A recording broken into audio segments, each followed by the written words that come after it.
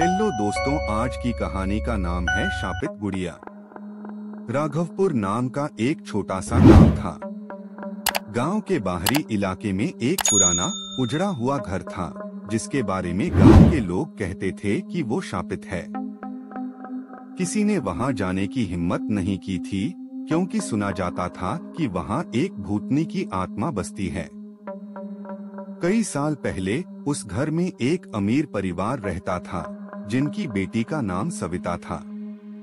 सविता को गुड़ियों का बहुत शौक था। उसकी सबसे प्यारी गुड़िया का नाम राधिका था और वो हमेशा उसे अपने साथ रखती थी। एक दिन अचानक सविता की रहस्यमय तरीके से मृत्यु हो गई और उसके साथ ही उस घर के बाकी सदस्य भी एक एक करके मरने लगे। समय बीतता गया और गांव के लोग उस घर को भूल गए। परंतु एक दिन गांव में एक नया परिवार आकर बस गया। इसमें मीनू नाम की एक छोटी बच्ची थी। मीनू बहुत ही प्यारी और चंचल थी, परंतु एक दिन वो खेलते खेलते उसी उजड़े घर के पास पहुंच गई। उसे वहां एक गुड़िया दिखी जो धूल और मिट्टी से सनी हुई थी। मीनू ने वह गुड़िया उठा ली और घर ले आई। वो गुड़िया बहुत ही पुरानी थी, पर उसकी आंखें अजीब सी चमकती थीं। मीनू के घर लाने के बाद से ही अजीब घटनाएं शुरू हो गईं।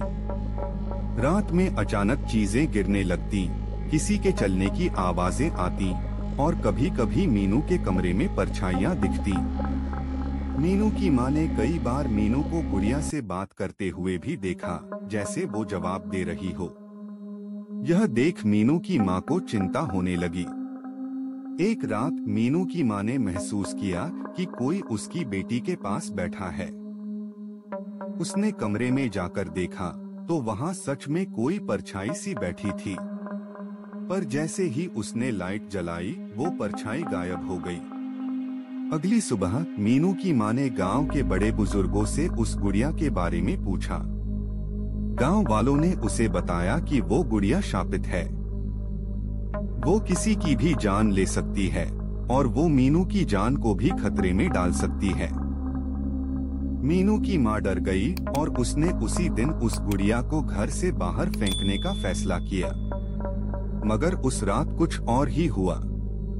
मीनू की मां ने जैसे ही गुड़िया को जलाने की कोशिश की, अचानक आग बुझ गई और तेज हवा चलने लगी।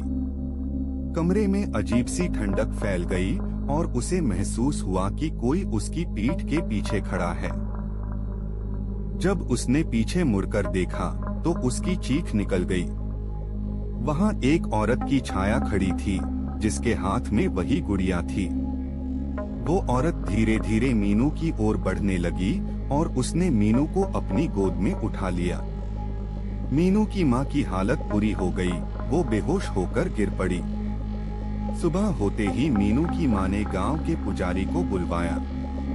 पुजारी ने उस गुड़िया को देखा और बताया कि उस पर एक लड़की की आत्मा का कब्जा है, जो किसी वजह से मुक्त नहीं हो पा रही। उसकी आत्मा को शांति देने के लिए विशेष पूजा की जरूरत थी। पुजारी ने घर में पूजा करवाई और अंततः उस गुड़िया को घर से बाहर ले जाकर गंगा नदी में प्रवाहित कर दिया। गुड़िया के घर से जाने के बाद सब कुछ धीरे धीरे सामान्य होने लगा। लेकिन गांव के लोगों का मानना था कि जब भी कोई उस पुराने घर के पास जाता तो वहां एक छोटी बच्ची की हंसी सुनाई देती और कई लोगों ने रात के अंधेरे में उस गुड़िया को उस घर की खिड़की में देखा था। अगर आपको हमारी कहानी पसंद आई होगी तो हमारे चैनल को सब्सक्राइब, लाइक, कमेंट्स, शेयर जरूर करें। धन्यवाद।